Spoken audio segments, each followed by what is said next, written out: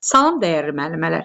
Bu günləri sizlər üçün 6-cı sinif texnologiya dərsliyindən 21-ci mövzunu yarmadan, paxlalı bitkilərdən, makaron məmulatlarından xörəklərini hazırlanma texnologiyasının aydın şəkildə izahına baxacağıq. Dəyərli müəllimələr, əvvəlcə siz hansı yarmanı tanıyırsınız? Gəlin buna baxaq. Yarmalar bilirik ki, taxıl bitkilərinin emalından alınır. Yəni, ən geniş yayılmış yarmalar da bunlardır. Bax, buğdadan manna alınır.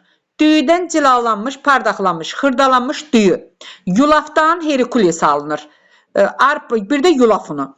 Arpadan, deməli, arpa yarması, qarabaşaqdan isə iri dənəli qarabaşaq alınır. Bu yarmalar, yəni yarmalar dənələrinin rənginə görə, formasına görə, bütövlüyünə görə, ölçüsünə görə bir-birindən fərqlənir. Yarmaların da tərkibində zülaldır, xüsusən paxlalı bitkilərdir, B qrup vitaminlərlə zəngin olur. Çünki onlar yaxşı həzm olunur, həm yüksək kalorilidir, həm də qidalıdır. Deməli, yarmanın, dən və yarmanın dəyəri desələr harasındadır? Dən və yarmanın dəyəri onun qabığında və dənələrindədir.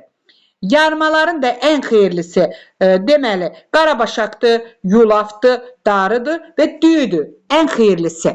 Yarmanı da bişirməzdən əvvəl artlayırıq. Artladıqdan sonra onu yuyuruq.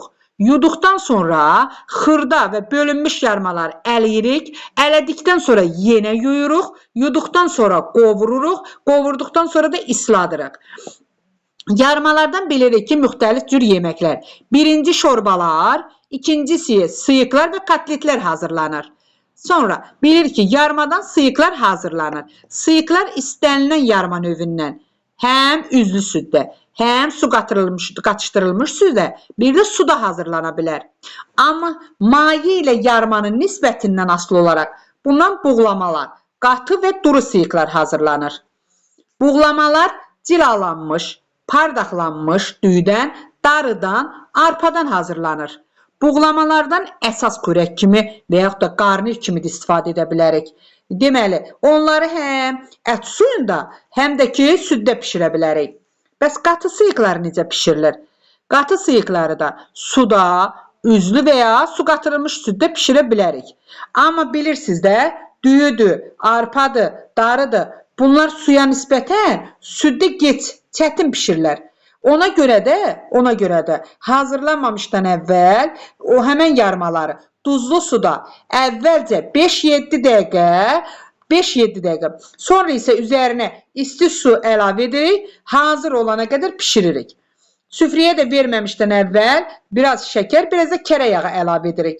Və sonda dəyərli müəllimələr desələr ki, bəs qatı sıyıqla duru sıyıqın fərqi nədir?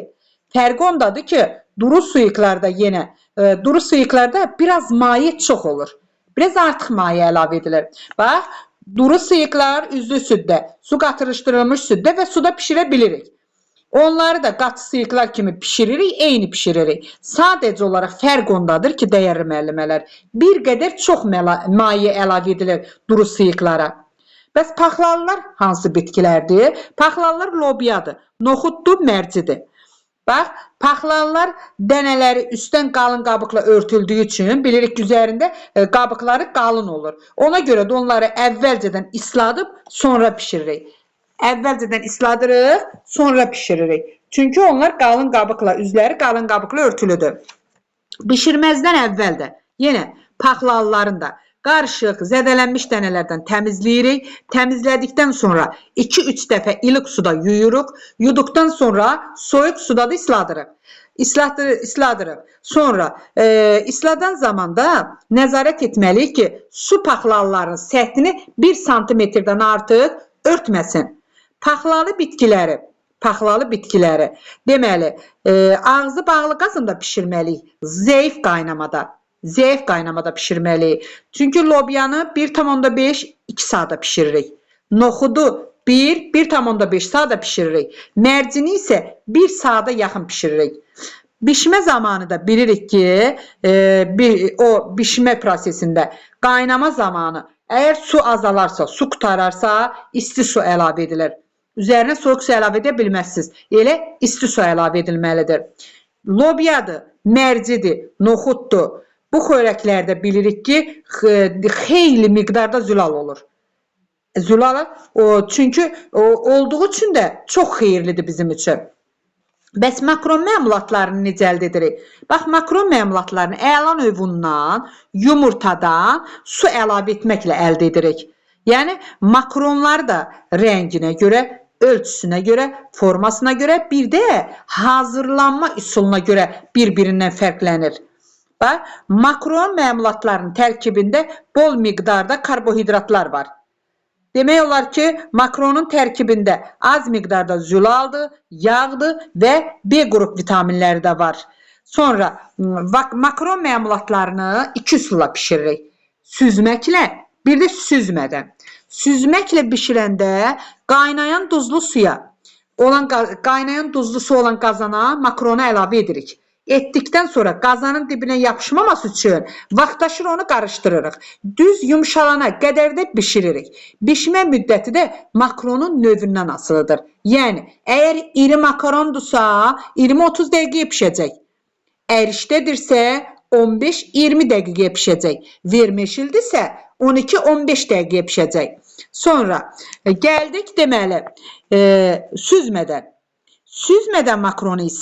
Süzmədən makronu isə necə pişiririk? Makron məmulatlarını yenə duz qatılmış qaynayan suya əlavə edirik və şişənə qədər bişiririk. Sonra kərə yağı əlavə edib, ağzı bağlı qabda zəif odda dəmə qoyuruq.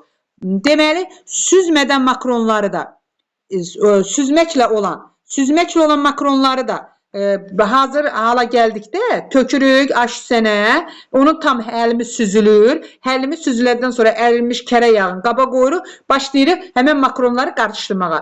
Bu süzməklə olandır. Amma süzmədə olan onları həmən qaynayan, o duz qatılmış qaynayan suya əlavə edirik, şişənə qədər pişiririk, sonra kərə yağını əlavə edib vam odda dəmə qoyuruq. Ağzı bağlı qabda. Makron məmulatlarını da bilsiz necə saxlamaq lazımdır? Yarmadır, paxlalı bitkilərdir. Bunları makron məmulatlarıdır quru yerdə, yaxşı havalandırmalı otaqlarda. Ona görə də onları şüşə, metal, plastik kütlədən olan qablarda, bankalarda saxlaya bilərik.